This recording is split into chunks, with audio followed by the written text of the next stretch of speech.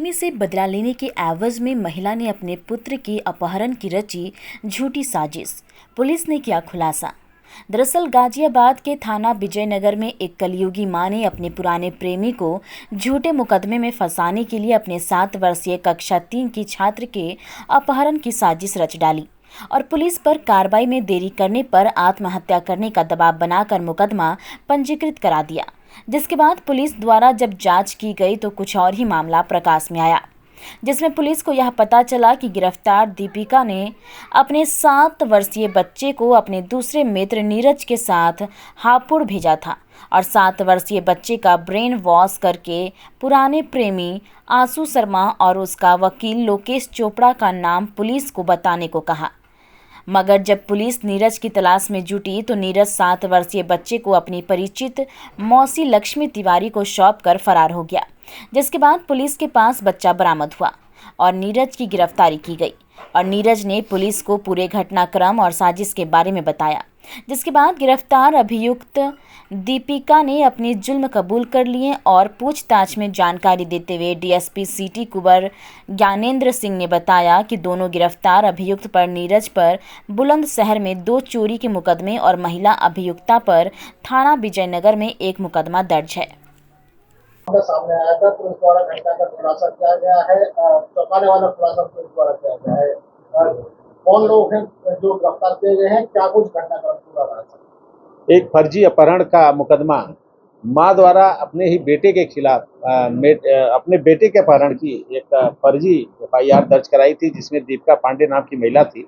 जो प्रताप बिहार में रहती है। इसने इसका विवाद आशु नाम के एक लड़के से था, जिसके खिलाफ उसने 376 का मुकदमा लिखाया था, जिसमें उसके खिलाफ कार्रवाई हुई थी और चार्जशीट लगी थी। और उसके एक वकील थे लोकेश नाम के। इन दोनों लोगों को फंसाने के लिए अपने बेटे के एक अपहरण की झूठी साजिश रची और उसमें एक एफआईआर दर्ज कराया कि हमारे बच्चे को स्कूल से आते समय किसी ने किडनैप कर लिया है।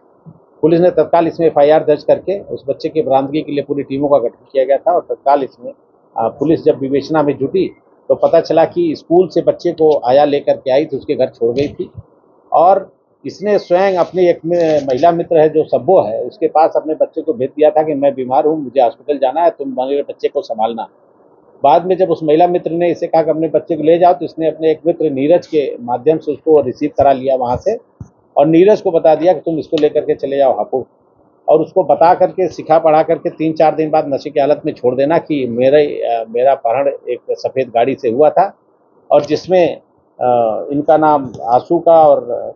लोकेश का नाम लेना था, उसको इन दोनों का नाम उसको रटाना था। और इस तरह से उसने अपने जो मित्र है उसके माध्यम से उसने नीरज के माध्यम से उसने उसको हापुड़ भिजवा दिया। जब पुलिस को सारी घटना के विषय में तहकीकात करते समय जब पता चला तो नीरज की तलाश में पुलिस हापुड़ पहुंची और जब नीरज को पता चला कि पुलिस उसकी तलाश में है तो उसने दीपिका की बहन जो लक्ष्मी तिवारी है उससे संपर्क करके उनके बच्चे को लक्ष्मी के पास छोड़ दिया और वहाँ से पुलिस ने बच्चे को रिकवर किया है। पूरी घटना में सबों ने स्कूल के जो आया थी जो छोड़ गई थी घर में और लक्ष्मी तिवारी साथ ही साथ बच्चे से पूछताछ में इस पूरी घटना का खुलासा हुआ है। इसमें दीपिका पांडे और उनके एक सहायक जो उनका वो दोस्त था नीरज, जिसके माध्यम से बच्चे को हापुड़ भेजा था, दोनों को गिरफ्तार करके जेल भेजा जा रहा है। बच्चे को CWC के सामने प्रस्तुत किया जाएगा, उसकी सुपुर्दगी कराई जाएगी। नीरज के विरुद्ध 2 मुकदमे चोरी के पहले से भी दर्ज हैं, जिसमें उसके खिलाफ कार्रवाई हुई है। इस तरह से बहुत कम समय में, अल्प समय में, करीब 10-12 घंटे के अंदर ही पुलिस ने पूरे घटना का अनावरण किया है और दोनों अभियुक्तों को जेल भेजा जा रहा है। सर, क्या कुछ वजह रही घटना की, क्यों ये महिला आरोपी को पकड़ी गई है जिसका ये आशु और लोकेश को फंसा था? आशु महिला का मित्र था और उसके खिलाफ 376 का मुकदमा भी उसने धोखाधड़ी का करके जो है उसके साथ संबंध बनाने का लिखवाया था, जिसमें चार्जशीट लगी थी। उसी रंजिश के मद्देनजर उसने आशु को फिर और उसके वकील को दोनों को जो है विरुद्ध एक कुचक्र रचा था, जिससे उनके खिलाफ पुनः कार्रवाई कराई जा सके। सर, बच्चे की क्या उम्र रही और जो बच्चा बरामद किया गया है और किस क्लास में बच्चा 7 वर्ष का है, कक्षा 3 का छात्र है जो यहाँ पे प्रताप बिहार में पढ़ता है।